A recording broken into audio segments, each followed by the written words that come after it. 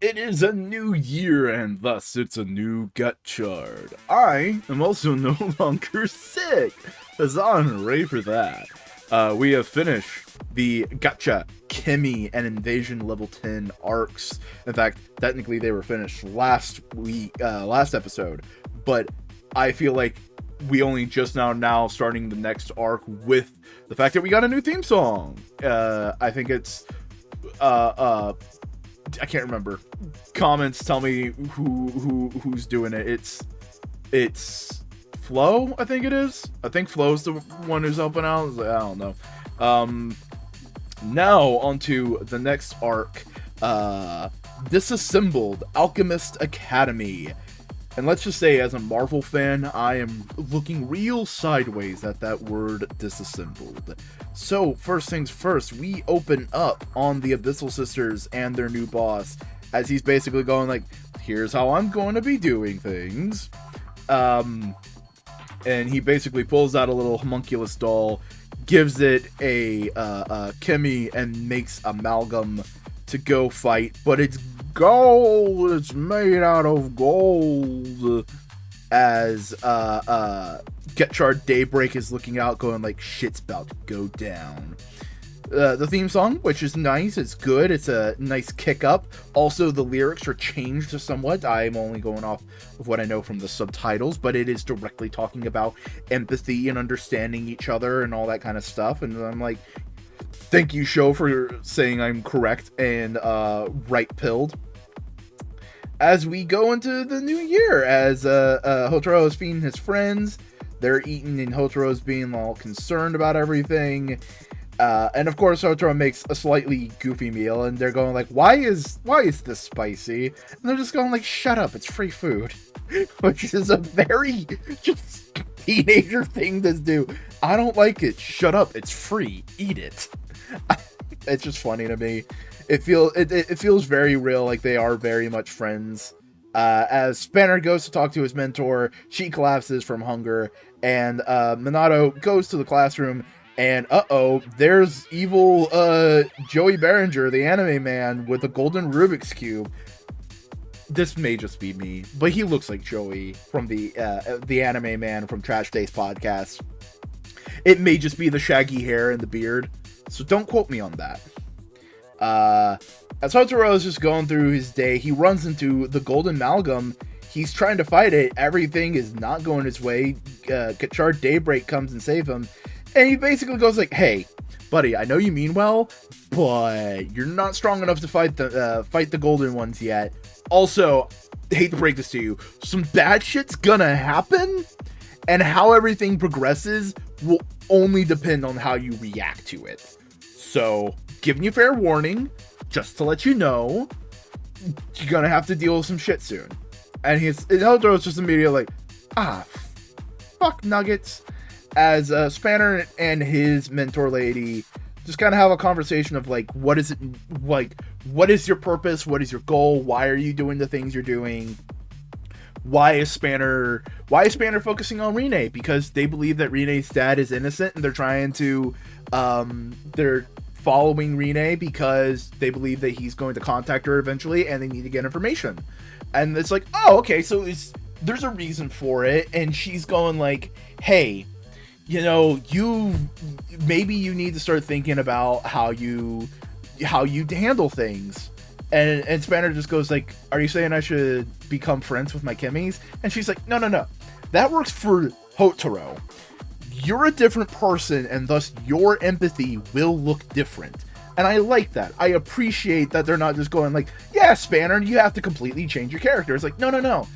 Your version of empathy and respect and understanding will look different from Hotaro's, but you need to understand what yours is, right?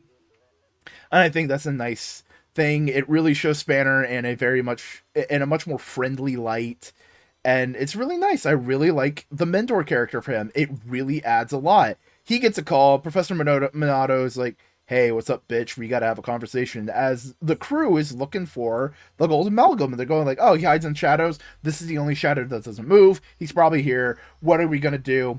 And Rina just goes like, I know, I'm just gonna pour spicy shit in there. And they're like, is that gonna work? And it works, and that's fun. It's cute. It's adorable. it's not exactly Scooby-Doo-esque, but it has that very fun, lighthearted feel of something like that. The Amalgam pops out, and Hotaro henshins, fights it for a bit. As UFO, he saves the people that were kidnapped earlier, and Gotchard Daybreak shows up and goes like, "Hey, I'm here to deal with it because you're not strong enough."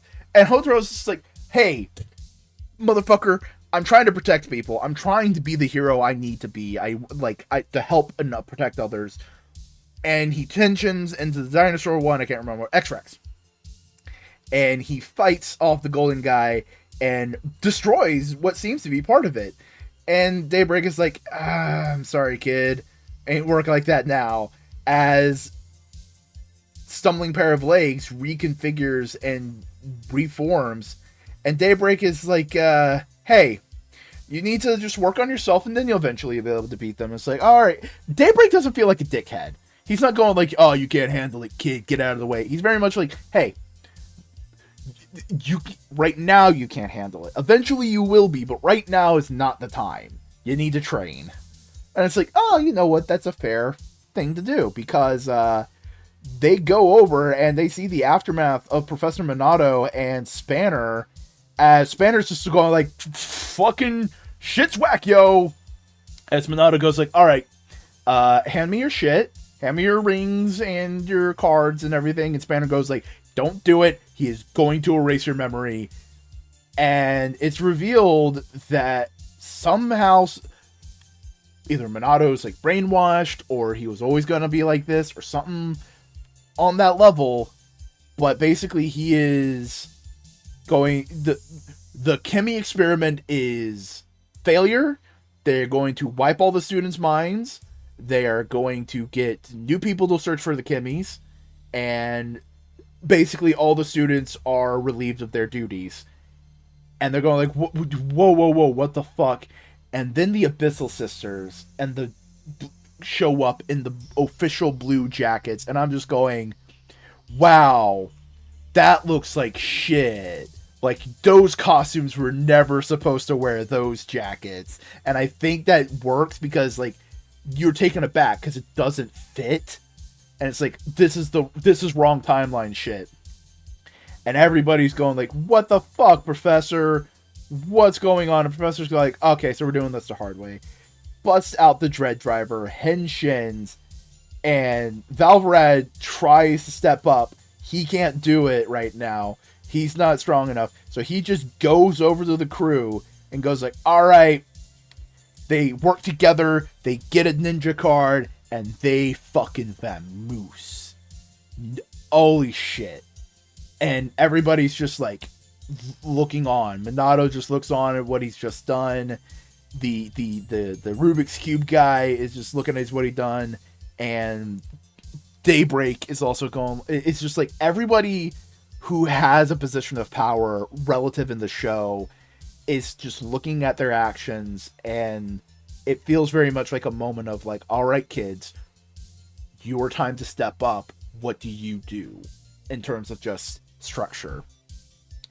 And with that, fundamentally, purely, the ideas are all set in stone. They are in place. We know where we're going. We know what we're talking about. Because we've been talking about Hotaro and his empathy, and it's like, okay, so what's the opposite of empathy? It's callousness. It's disregard. Right? But it's Hotaro has his empathy, and his friends are all finding their own ways to empathize, their own paths forward. And Rine building up the confidence to become her own Kamen Rider. Valvarad realizing his callousness and becoming a kinder person, but also working within his own personality and understanding of empathy. The other two friends being there and helping out, and just also learning in their own ways. While the people in power use these aspects callously. It doesn't care about the regard, it only cares about results.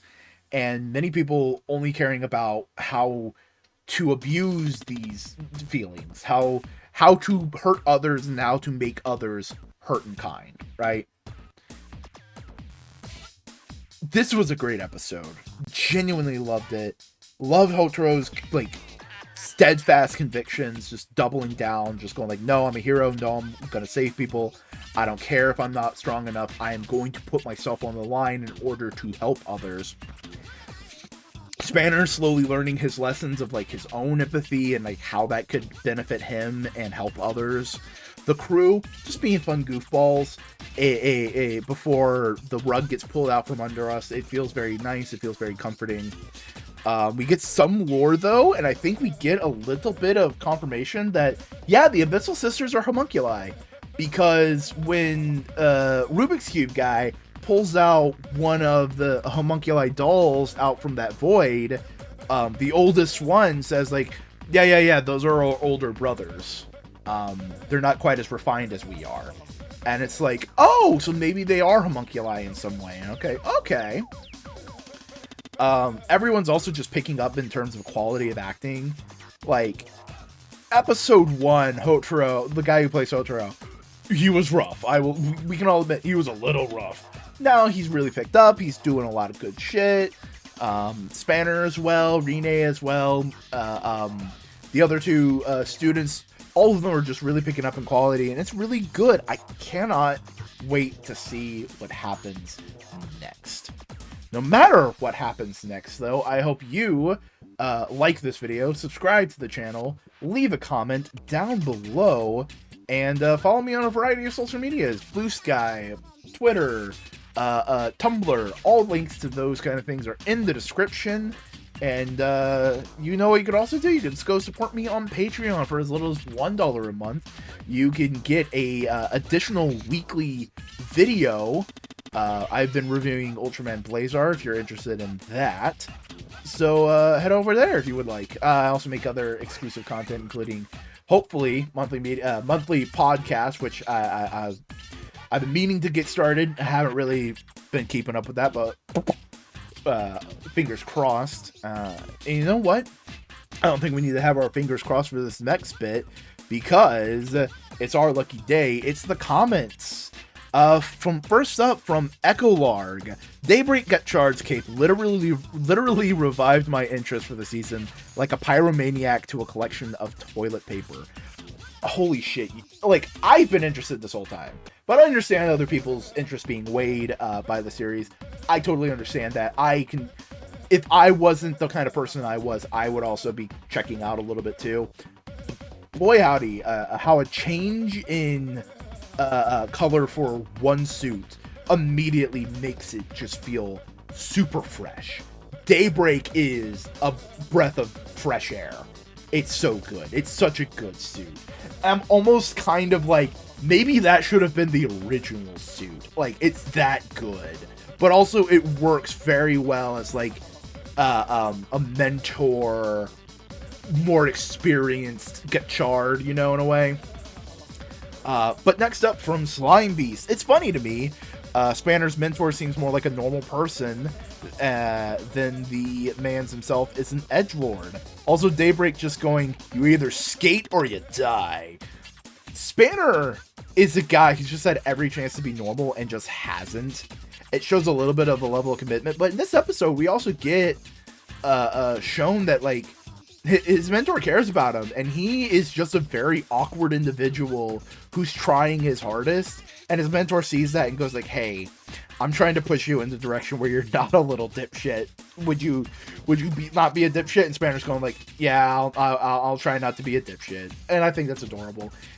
Like, having that relationship with the mentor woman just makes Spanner feel all the more real. If you make that, like, she's a great character, but it just makes Spanner feel like a better character. I've already liked Spanner, and now I like Spanner even more. It's great. Hold on, I'm taking a drink. Next up from Fish Pop. Okay, so the movie is actually canon for once. So GG to us non-Japanese people who can't see said movie until it's on Blu-ray. Get well soon, love. Hey, that just means that we get to practice our media literacy and context clues. Get to practicing.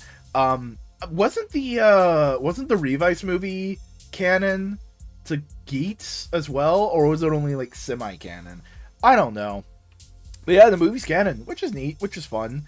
I don't think it works, and it's just like, oh, we got to do a bigger episode for this character, you know? We got to do a bigger reveal for this character, Henshining. So far as we know, we don't know how Rine's Henshin turns out. And also, thank you for the well wishes. I did get better. You know, still got a little bit of cough, but that's not the worst thing in the world. Next up, from Permanently Paper. This was a very interesting episode. I have a question about literally everything related to Gotchard Daybreak.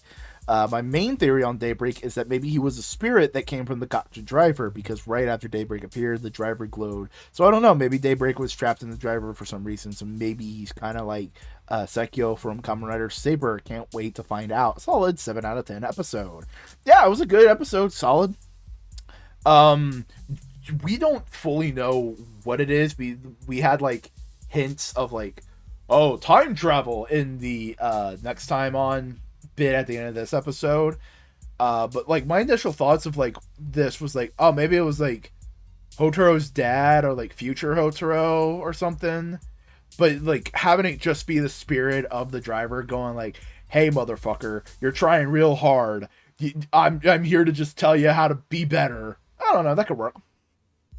And finally, from Esconde, Guy Fieri Gotchard. That is a fun nickname.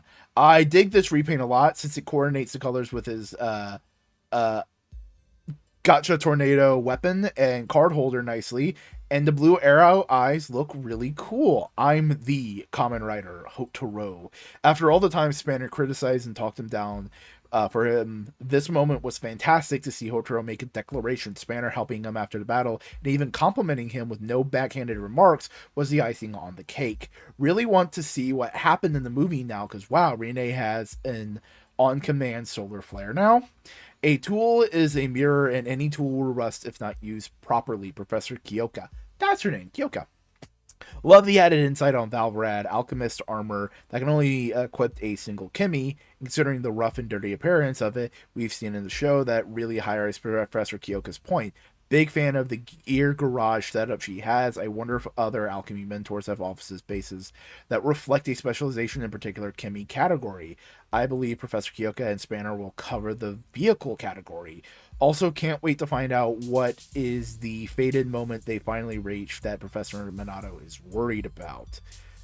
Like I said in other places, that color just freshens up the suit to an nth degree. It's so good.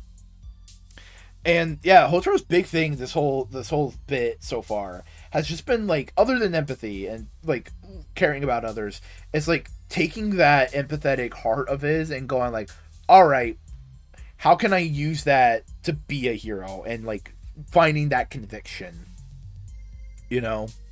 And that's the moment where he's like finally like locked in as like, no, I'm a hero. I'm gonna save people. Fuck it. Fuck assholes. I'm gonna be Superman, right?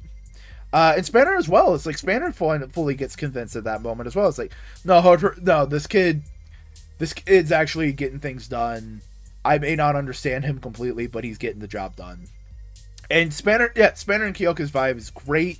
It feels very wholesome. It feels very much like a person trying to help someone out through their own problems without just going like, here's how you solve all your problems. And I like the whole mechanical aspect to it all. And it's just like, yeah, it's pointing out like how Spanner has failed as a hero and just going like, hey, you need to shape up and do all that kind of stuff. It's great. It's really good. Boy howdy, this was a great episode. I genuinely enjoyed it. I hope you enjoyed it, and I hope you enjoyed this video. Like, comment, subscribe, do all the things, and until next time, I hope you have a good week. Big thank you to my Patreon supporters, Esconde and Scott Firestein.